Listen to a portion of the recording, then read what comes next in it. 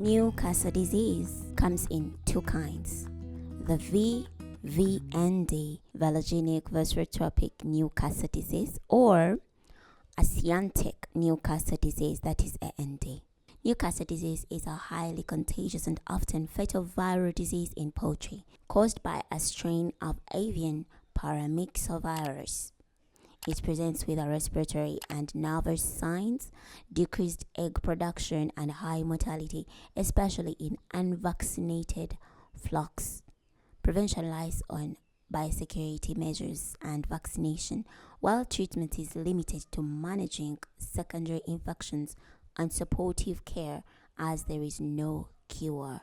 There is no cure for Newcastle. All you have to do is make sure you prevent it, vaccinate your birds, and when it happens, preventive measures. Newcastle is in its chronic form an infection of domestic fowl with symptoms such as rejection of food, listlessness, abdominal breathing, discharge from eyes, and greenish diarrhea. Mortality in chicken is 50 to 80%, but in adults, much lower due to available vaccination. Velogenic Viscerotropic Newcastle Disease is an acute fatal infection of birds of all ages with predominant hemorrhagic lesions of the gastrointestinal tract, severe depression, and death prior to clinical manifestations. This disease is caused by the most virulent strain of the Newcastle disease virus.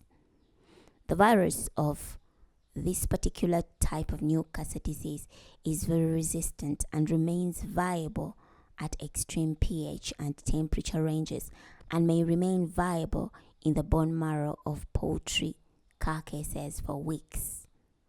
How is Newcastle disease transmitted? Transmitted is by direct contacts, fomites, and by aerosol through coughing, gasping, and respiratory fluids. The virus has a wind-borne potential for spread, creating quite a challenge for control and prevention. Feces and insect and rodent vectors are also involved in the transmission. Antemortem findings of Newcastle disease. The incubation period varies from 2 to 15 days. Depression and loss of appetite. There is sudden death. Edema of the head, swelling of the lower eyelid, often accompanied by conjunctivitis. Dark ring around the eye. Excessive fluids from the respiratory tract. Paralyzed wings and twisting of the head and neck. Also, let's look at the post-mortem findings. Acute form. Paracute death will often show no discernible lesions in some of the first birds dying in an outbreak. The esophagus shows hemorrhage and erosions, edema of the head and neck. The mucosa of the trachea is frequently hemorrhagic. Hemorrhages are throughout the gastrointestinal tract with a tendency to ulcerate and become necrotic as the disease progresses. In the intestine, there is generally an inflammatory response and marked involvement of the care called tonsils and Peyer's patches. The mucal lining of the proventriculars is frequent site of hemorrhage, especially at the junction between the esophagus and proventriculars. Edematous or hemorrhagic ovaries. In hens that have survived the disease, there is a tendency to lay misshapen eggs or develop egg yolk peritonitis.